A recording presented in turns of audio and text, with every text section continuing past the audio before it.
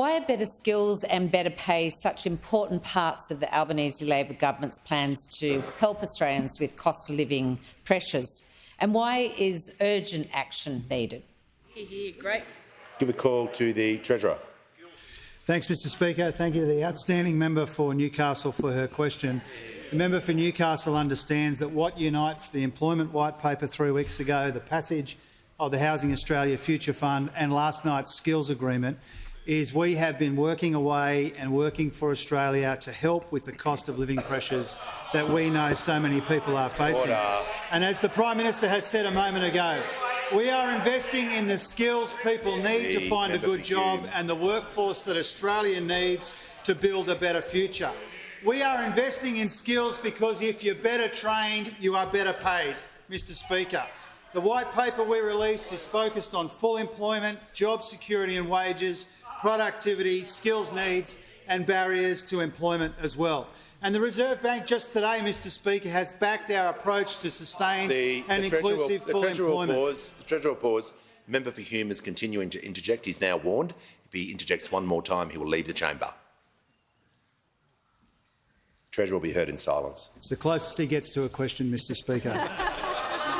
The Reserve Bank has said that our approach to full employment is consistent with theirs. They said, and I quote, "The White Paper emphasised the importance of monitoring a broader set of indicators beyond the unemployment rate, which is also consistent with the bank's existing approach." Mr Speaker.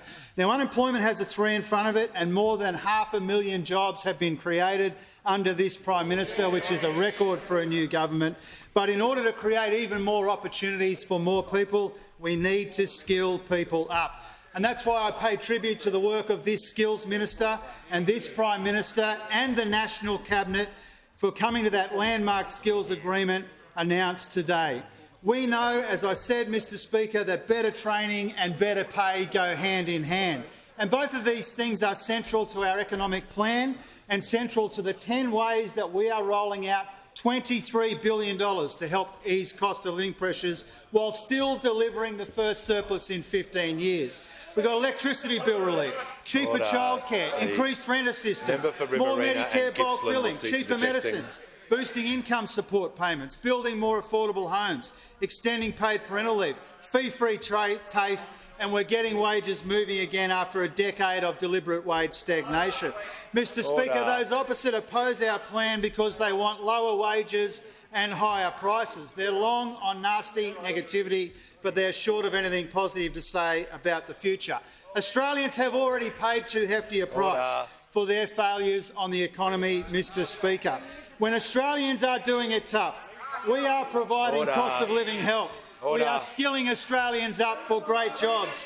We are getting wages moving again. We are getting the budget in much better nick, and in the process, Mr Speaker, we are cleaning up the mess that those opposite left behind.